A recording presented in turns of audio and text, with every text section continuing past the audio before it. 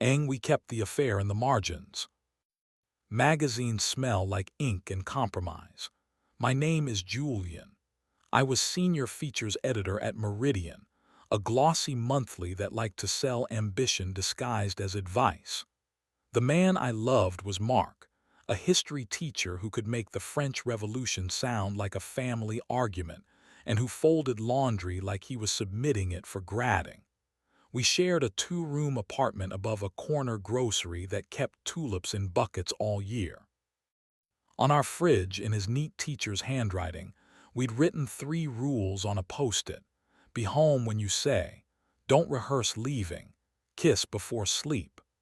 We didn't write anything about publishers who equate circulation with lust, writers who use metaphors as currency, or the way a copy desk light can make you forget you promised moderation. Our editor-in-chief, Dane, had the kind of reputation you inherit from other cities. One scandal, 2 awards, and a laugh that made interns think they'd been chosen. He walked into Meridian like he owned the verbs. "We're going to start running pieces that taste like betrayal," he said at the first all-staff. "Because betrayal is what people actually read." He looked at me while he said it, maybe because my job was to shape paragraphs into seduction, maybe because he already knew how I carried sentences. Mark met him first at a benefit for public schools. Dane recognized him from my phone wallpaper and said, "The teacher," like it was a byline. Mark corrected him, "The boyfriend," and Dane laughed the way men do when they're pretending to respect boundaries. Later, Mark told me, "He's dangerous," while folding socks. I kissed his cheek and said, "So am I," and we both pretended to believe the joke.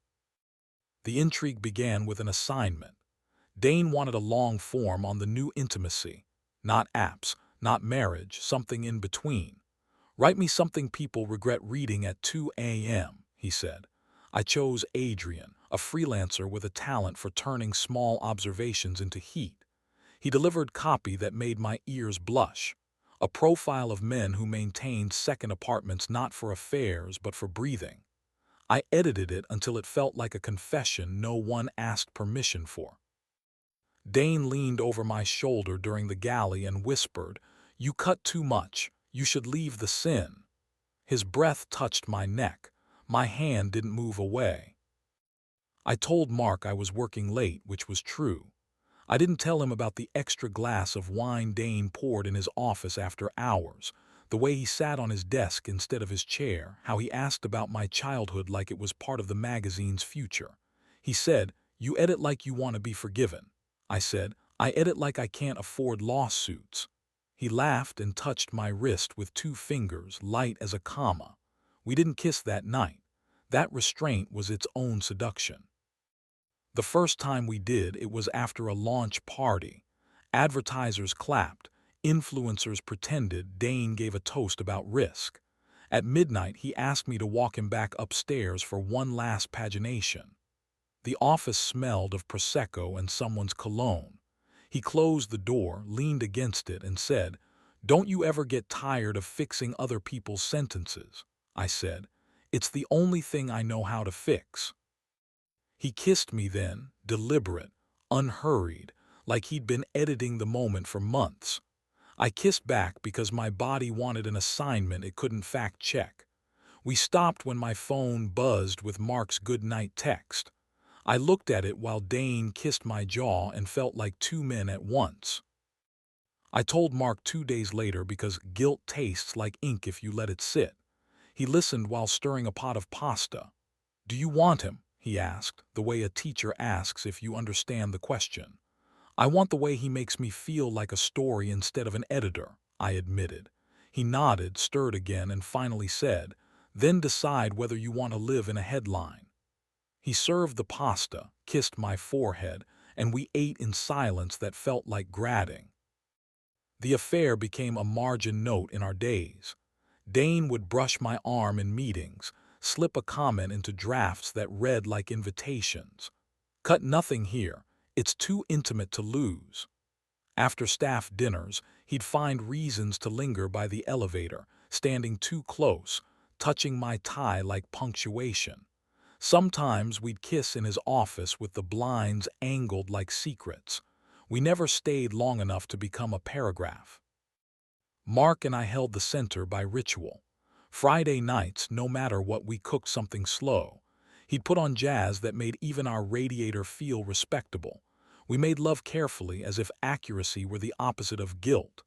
He'd place his mouth against the place on my neck that forgives first and ask, "Here?" And I'd say, "Yes," in the tone that means, "I still choose this." We slept tangled, even when my body was rehearsing another man's gravity. The scandal came disguised as gossip. A media blog posted a blind item, which glossy editor and his deputy are giving new meaning to long form. Slack lit up with emojis. Dane smirked in the meeting and said, "Good press is any press that makes people turn pages." My stomach clenched. Mark sent me the link with a question mark. I replied, "It's exaggerated." He wrote back, "So not false."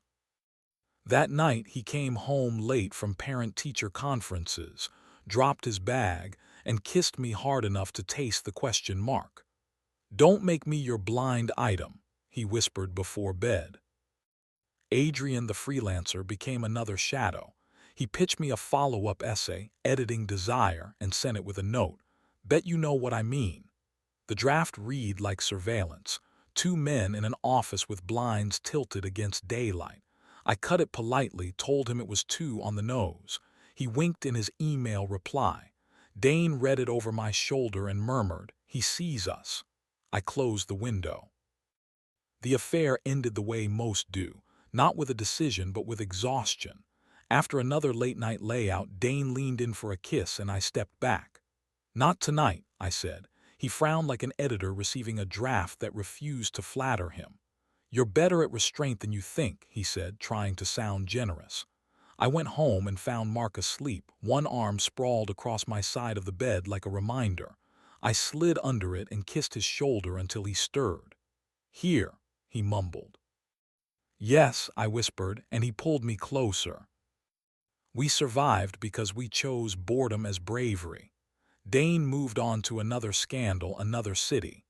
Adrian found a bigger byline to haunt. Meridian kept printing, kept compromising, kept smelling like ambition. Mark kept teaching teenagers why revolutions eat their children. We added a fourth rule to the post-it: don't make love a column. It curls at the edges now, but it still holds. Sometimes late, I catch myself editing sentences in my head that don't belong to articles.